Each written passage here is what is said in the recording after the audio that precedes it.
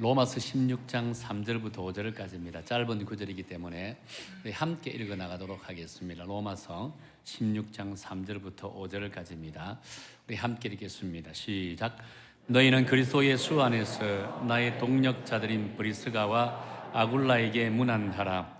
그들은 내 목숨을 위하여 자기들의 목까지도 내어놓았나니 나뿐 아니라 이방인의 모든 교회도 그들에게 감사하느니라. 또 저희 집에 있는 교회에도 문안하라. 내가 사랑하는 에베네도에게 문안하라. 그는 아시아에서 그리스도께 처음 맺은 열매니라. 아멘. 기도하겠습니다. 하나님 감사합니다. 이제 하나님의 말씀을 듣기를 원합니다. 이 부족한 종의 입술을 통해서 하나님께서 하시고자 하는 말씀만 선포되게 하여 주옵소서. 성령의 감화 감동이 말씀을 전하는 자와 듣는 자에게 온전히 임하여 주셔서 이 말씀대로 살아가기로 다짐하고 결심하고 결단하는 귀하고 복된 시간 되게 도와 주옵소서. 예수님 이름으로 기도드립니다. 아멘. 여러분 영화 많이 보셨죠? 영화 끝나고 나면 마지막 장면이 뭐가 나옵니까? 아마 자막들이 나오면서 영화를 위해서 수고했던 제작자, 배급자, 감독, 주연, 엑스트라, 그리고 이 영화를 위해서 수고했던 스태프진들이 쭉 내려옵니다. 그 장면을 두고 뭐라고 이야기하냐면요, 엔딩 크레딧이라고 이렇게 단어를 씁니다. 그런데 여러분은 영화 마지막에 나오는 엔딩 크레딧에 집중을 하고 주목하여 보고 있습니까?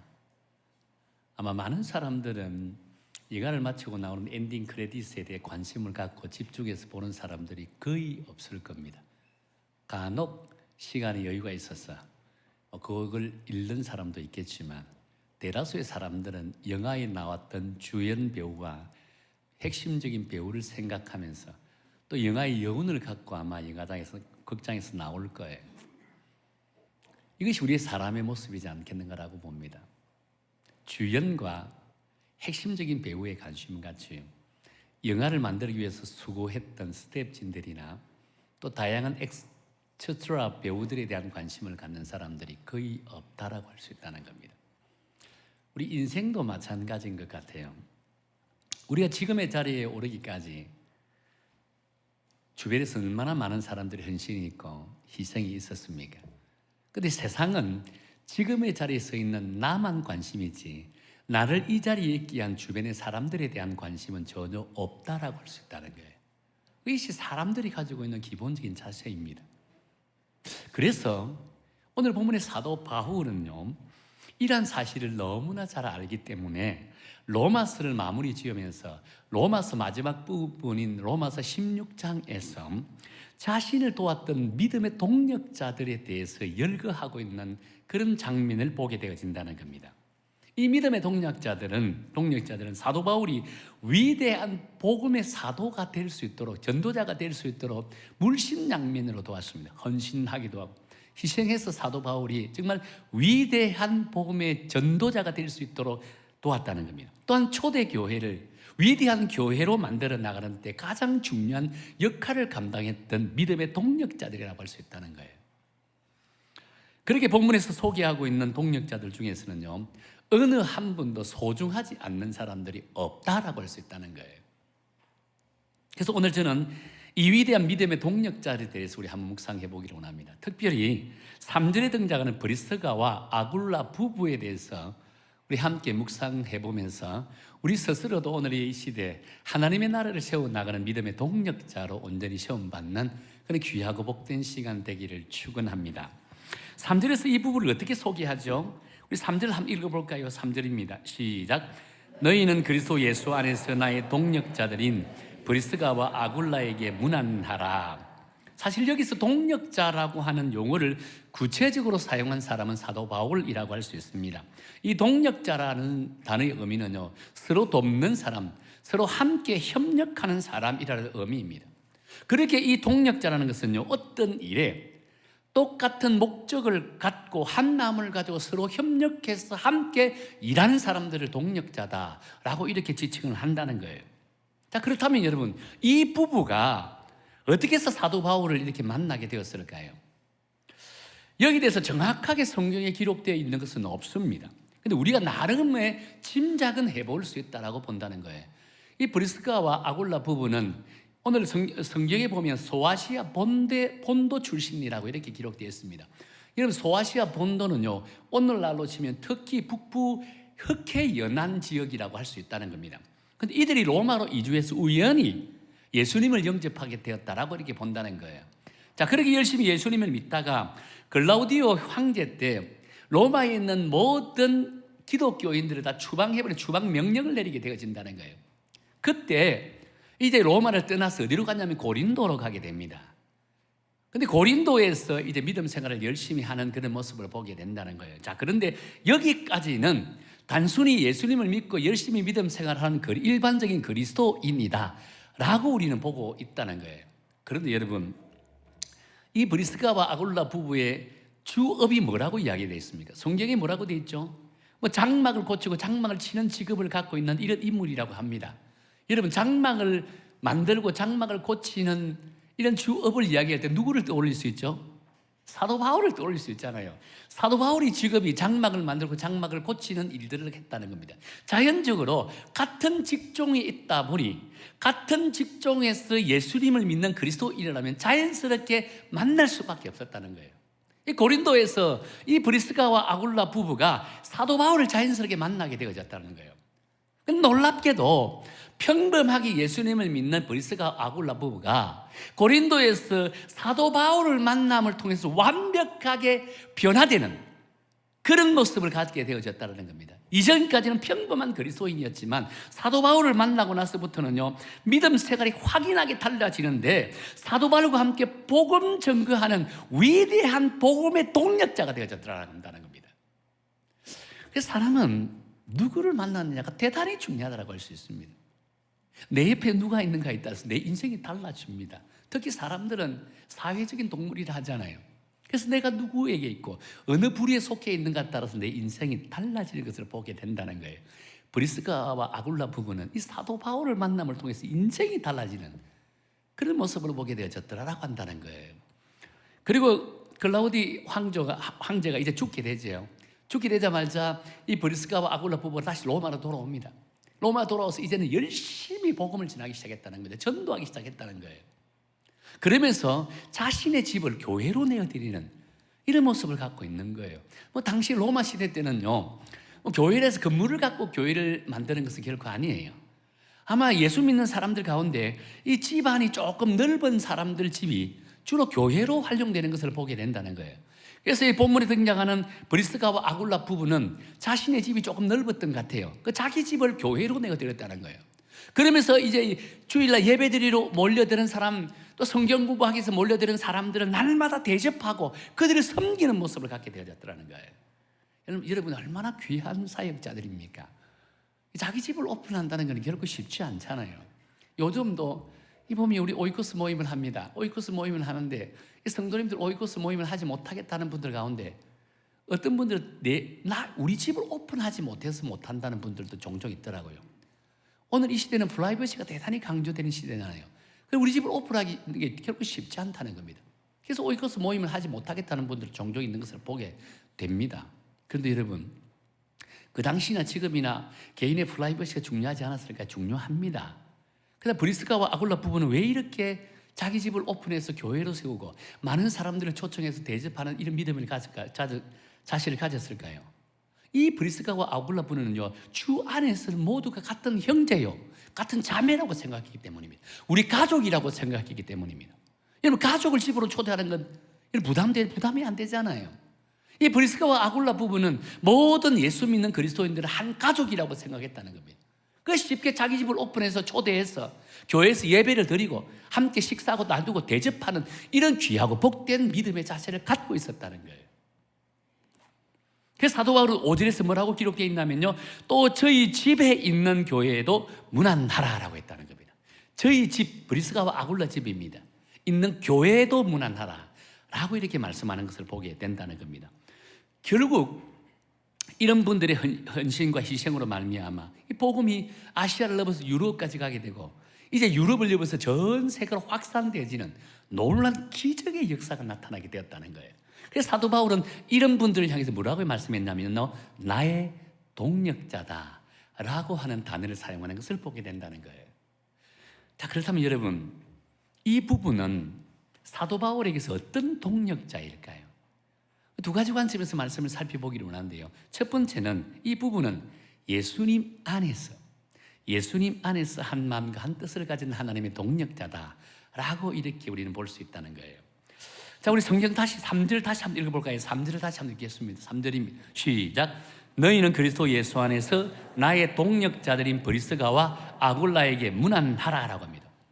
지금 이분을 소개하면서 뭐라고 이야기했습니까? 그리스도 예수 안에서 나의 동력자다라고 이렇게 소개한다는 거예요. 사실 사도 바울은 이런 동력자라고 하는 이 말씀을 성경 여러 군데에서 사용하고 있는 것을 보게 된다는 거예요.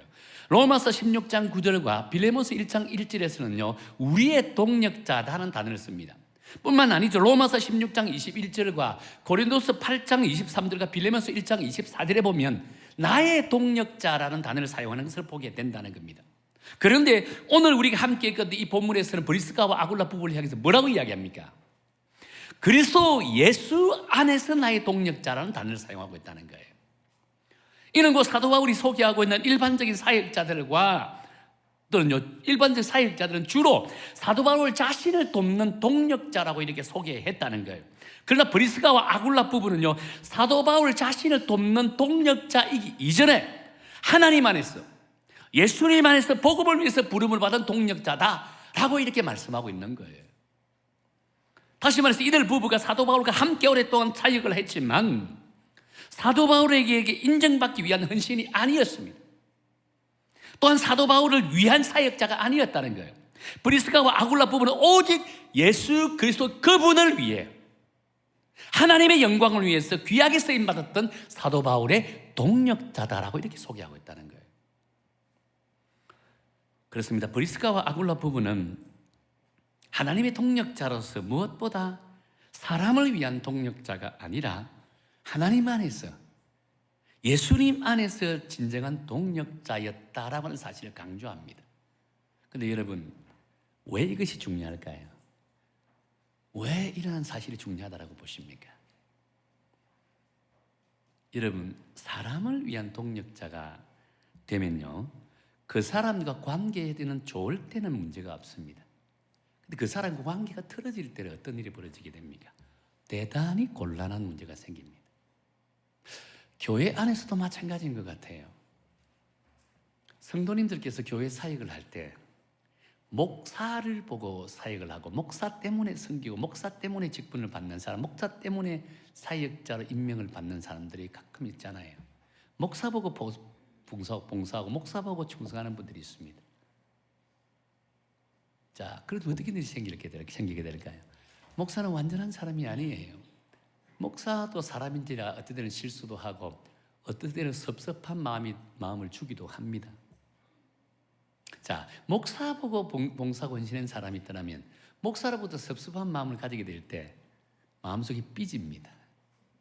삐지게 되면 그 순간부터 모든 것 다 내려놓아 버려요. 모든 거 내려놓아 버린다면 어떻게 되는가요? 더 이상 사역하기 곤란해진다라고 할 수 있다는 겁니다. 근데 하나님의 동력자는 어떨까요? 주변 사람들의 영향을 전혀 받지 않는다는 거예요. 그냥 묵묵히 자신에게 주어진 일들에서 최선을 다합니다. 그러니 행복한 사역이 되고, 무엇보다 내 사역을 통해서 감사함이 넘치게 되어진다라고 할 수 있다는 겁니다. 목사를 보고 사역하는 분들은 목사가 칭찬하지 않으면 괜히 섭섭병이 든다는 거예요.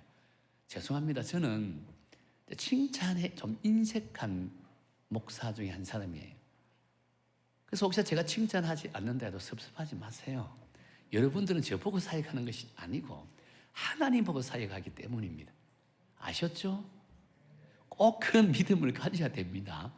그래야 여러분 그 섬김과 사역을 통해서 기쁨이 있고 감사가 넘칠 수밖에 없다는 거예요. 오늘 본문에서 브리스가와 아굴라 부부는 하나님 앞에서, 예수님 안에서 사도 바울의 동력자로서 사역을 감당했다라고 한다는 겁니다. 어떤 상황에서도, 그렇다 보니까 무슨 일이 생겨도 언제나 기쁨으로 그 사역을 감당할 수 있을 것, 정말 목숨의 위협이 도달하는 그런 지경이라 할지라도 절망하지 않고 당당하게 자기에게 주어진 그 사명을 감당할 수 있었다는 거예요. 그래서 사도 바울은 브리스가와 아굴라 부부를 향해서 나의 하나님의 동력자다라고 이렇게 말씀했다는 거예요. 그래서 사도 바울은요, 고린도서 전서 3장 9절에서 하나님의 동력자에 대한 소중함을 이렇게 기록하고 있다는 겁니다. 우리 화면을 보고 우리 한번 읽어볼까요? 우리 3절, 고린도서 3장 9절입니다. 시작. 우리는 하나님의 동력자들이요 너희는 하나님의 밭이요 하나님의 집이니라고 합니다. 여기서 사도 바울은 우리는 하나님의 동력자들이라 라고 하시면서 고린도교회 성도들을 향해서 뭐라고 이야기합니까? 하나님의 밭이요 하나님의 집이라고 말씀했다는 겁니다. 그렇다면 하나님의 동력자들은요 하나님의 밭을 경작하는 경작자라고 할 수 있다는 거예요. 그리고 하나님의 밭은 교회와 성도라고 할 수 있는 거예요. 여러분이 생각하기에 누가 더 소중한 직이라고 할 수 있을까요? 단순히 교회를 형성하는 그 성도일까요? 아니면 그 성도를 일깨우고 가르치고 양육하는 그런 하나님의 동력자일까요?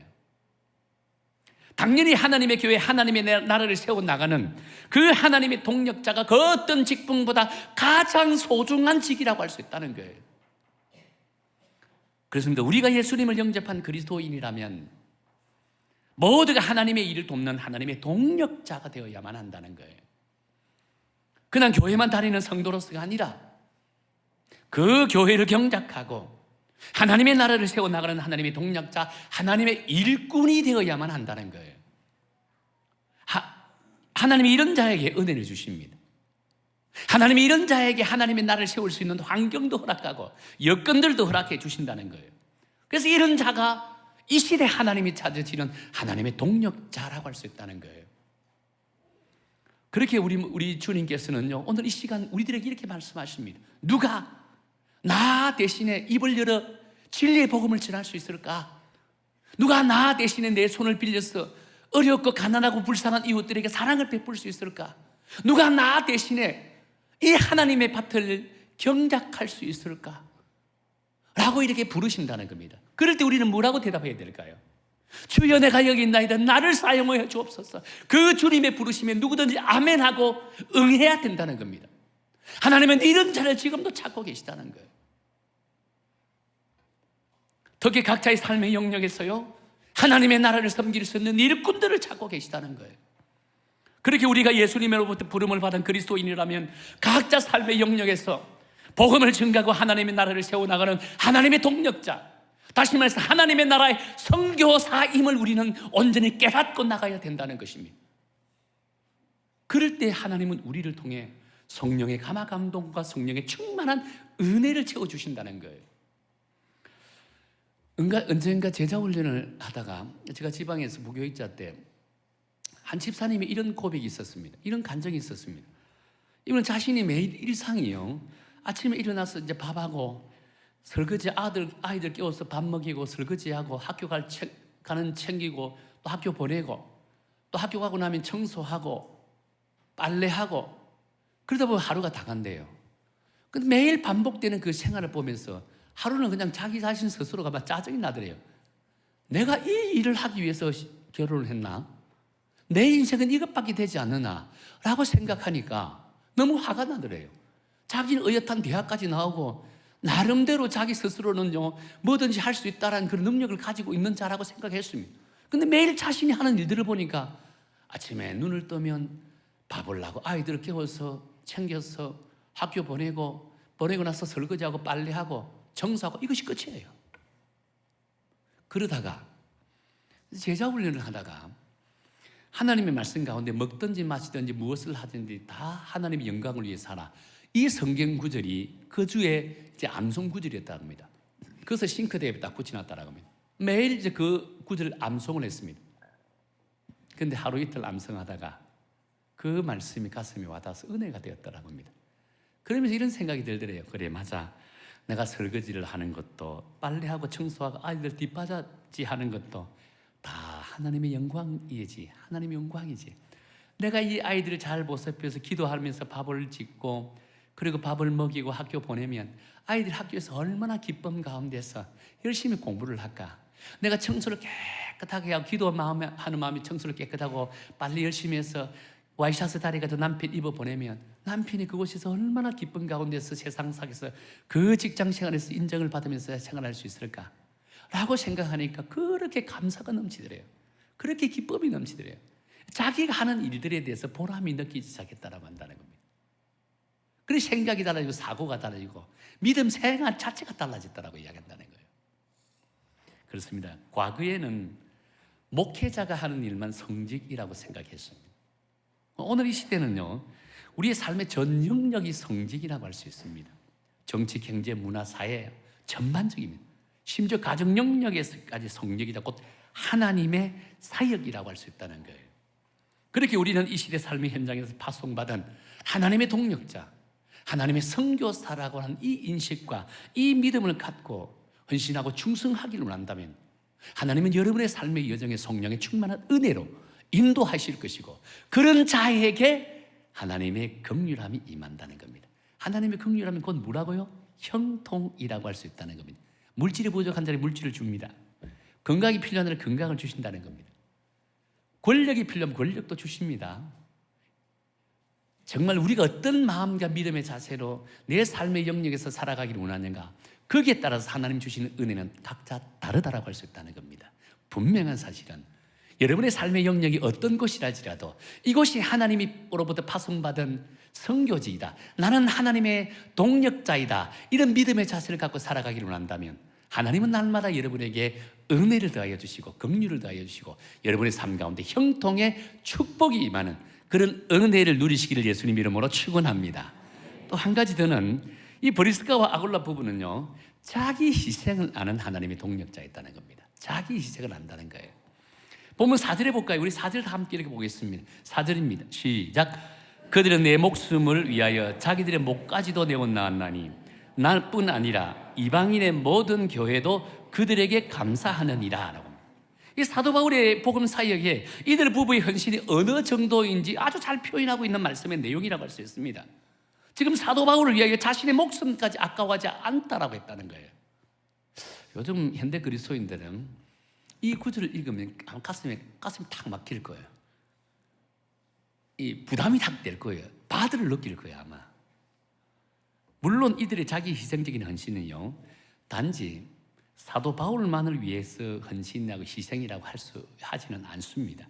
앞단락에서 말씀드린 것처럼 그리스도 예수 안에서 나의 동력자라고 소개하는 것을 볼 때 이들의 헌신은, 희생적인 헌신은요, 오직 주의 복음 사역과 복음을 위한 헌신이었다라고 이렇게 볼 수 있다는 거예요. 그래서 사도 바울이 복음의 최일선에 서서 사역을 감당하고 있잖아요. 그러니 자신들도 그 사도 바울을 협력하고 사도를 옆에서 도왔다라고 한다는 겁니다. 그동안 사도 바울은 복음을 증거하면서 수많은 핍박과 환난을 경험했습니다. 심지어 자신의 생명까지 잃을 뻔한 일이 여러 번 있었습니다. 그럴 때마다 브리스가와 아굴라 부부는 사도 바울은 이런 위협을 당할 때마다 옆에서 도왔다는 겁니다. 도왔다는 거예요. 여러분, 생명의 위협을 당하고 있는 사람을 돕는다는 것은 곧 나도 목숨을 내놓고 도와야만 한다는 거예요. 지금 브리스가와 아굴라 부부는 사도 바울을 도울 때 이런 마음에 도왔다는 겁니다. 왜? 복음의 최일선에서 주의 복음을 증거하는 사도 바울이 지금 생명의 위협을 당하는 위험의 지경이 있으니까 내가 그를 도울 수밖에 없는 거예요. 그럴 때 나도 목숨을 걸고 도와야만 한다는 거예요. 성경의 말씀은 지금 그런 의미에서 사용되어 있는 말씀이라고 할 수 있다는 겁니다. 근데 놀랍게도 이들의 자기 희생적인 헌신은요, 자신들의 헌신을 넘어서 끝나지 않았다는 거예요. 이 부부의 희생적인 헌신을 로마 교회를 넘어서 아시아 교회에도 전파되게 되고, 아시아 교회를 넘어서 이방 모든 교회가 이제는 선교사에게 적극적으로 동참하게 하는 계기가 되었다는 겁니다. 브리스가와 아굴라 부부의 헌신적인 모습이 온 교회에 소문났습니다. 초대교회 소문이 다 났다는 거예요. 그래서 온 교회가 움직이기 시작했다는 거예요. 그러니 복음이 땅끝까지 전개되는데 정말 핵심적인 역할을 감당했던 부부가 이 브리스가와 아굴라 부부다라고 할 수 있다는 겁니다. 사실 설교를 준비하면서 제 개인적으로도 사도 바울이 참으로 부러웠습니다. 왜냐하면 사도 바울이 바울이 될 수 있었던 것은 이처럼 자신을 위해서 목숨까지 내어놓으면서 협력했던 이 동력자들이 있었기 때문이라고 한다는 거예요. 물론 사도 바울만을 위해서 목숨을 내어놓는 것은 결코 아니라고 했죠. 이런 동력자들과 함께 사역하는 목회자는 정말 행복할 수밖에 없다는 거예요. 그러면서 여러분, 이 브리스가와 아굴라 부부를 묵상하면서 우리 교회를 한번 돌이켜 보았습니다. 우리 교회 성도님들 한번 보았다는 거예요. 그러면서 제가 괜히 부끄러워지는 것을 느낄 수 있었습니다. 왜냐하면 우리 교회도 이 브리스가와 아굴라 부부 같은 사람들이 참으로 많았다는 거예요. 제가 일일이 덜미해보기가 참 어렵지만 그래도 좀 몇 가지 덜미해보면, 먼저 이 부족하고 모자란 이 목사를 단임 목사로 인정해주고 믿어주고 받아준 여러분들에 대해서 참 감사와 기쁨이라고 할 수 있습니다. 매주 화요일마다 주의 복음을 증거하기 위해서 모여서 함께 기도하고, 한 50여 명이 모여서 기도하고 이 부천 시내 곳곳에 다니면서 주의 복음을 증거합니다. 그런 분들을 볼 때 이 브리스가와 아굴라 부부 못지않은 헌신적인 이 사역자들이라고 할 수 있다는 겁니다. 뿐만 아니죠. 매주일마다 늦게까지 수고하고 성도를 다 떠나고 난 그 자리에 열심히 반찬해서 도시락을 만들어서 힘들고 어려운 사람들에게 나누고 베풀고 또 도시락 배달하는 그런 분들의 모습을 보면 얼마나 가슴이 뿌듯한지요. 뿐만 아니죠. 비가 오나 눈이 오나 변함없이 성도들이 안전하게 은혜롭게 예배드릴 수 있도록 그 주차장에서 주차를 돕는 그 주차 요원들을 볼 때마다 얼마나 가슴이 뿌듯한지요. 매주 목요일날 오전에 함께 모여서 민족을 위해서 또 교회를 위해서 다음 세대를 위해서 중보기도 하시는 분들 보세요. 얼마나 감사한지요. 또 은혜로운 예배를 드리기 위해서 토요일마다 준비해서 사랑을 하고, 우리 성가 대원도 마찬가지잖아요. 또 예배 안내위원들, 새가족 부원들 얼마나 수고하십니까? 남들보다 더 일찍 와서 헌신하고 준비하는 모습들이 얼마나 감사한지요. 뿐만 아니죠. 무엇보다 아이들을 가르치기 위해서 일주일 내내 말씀을 붙들고 기도하고 아이를 한 사람 한 사람 붙고 기도해 나가고 주일에 와서 그 아이들을 가르치는 그 선생들, 교사들 한번 보세요. 얼마나 귀합니까? 우리 어르신들도 마찬가지. 매주 토요일 날 모여서 중보기도 하는 우리 어르신 에스더에 얼마나 감사한지요. 특히 제가 오늘 설교 다 끝났겠네요, 그죠?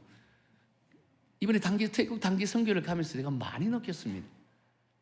자신이 하는 모든 본업들을 다 내려놓고 진짜 선교를 위해서 헌신하고 희생하면서 많은 사람들에게 가르치고 그들의 복음을 증거했던 우리 선교팀들, 청년들, 대단한 열정입니다. 대단한 헌신입니다. 국내 선교를 준비하는 분도 마찬가지겠지요. 더 이상은 제가 이야기하지 않을게요. 혹시나 내가 빠졌다고 섭섭해하지 마시고. 이런 분들의 협력이 있었기 때문에 우리 교회는 저는 행복한 목사라고 생각한다는 거예요. 지난주에 제가 그 선배 목사님하고 개인적으로 이제 식사를 함께 했습니다. 조찬 모임을 함께 했는데 그 목사님이 이제 밥을 사주시는 거예요. 제가 식사를 대접해야 되는데 아주 비싼 밥을 아침을 사주더라고요.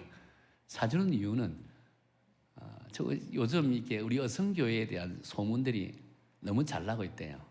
너무 감사하대요. 우리 교회 성도가 아니고 우리 교회 목사님도 아닌데도 그동안 우리 어성교회는 여러 가지 참 그래서 듣기 좋은 소문이 아니라 안 좋은 소문이 들리는데 요즘은 너무 좋은 소문이 들린대요. 너무 감사하대요. 저는 이 이야기를 들으면서 참 마음이 뿌듯했습니다. 물론 제가 잘해서 소문난다는 게 결코 아닙니다.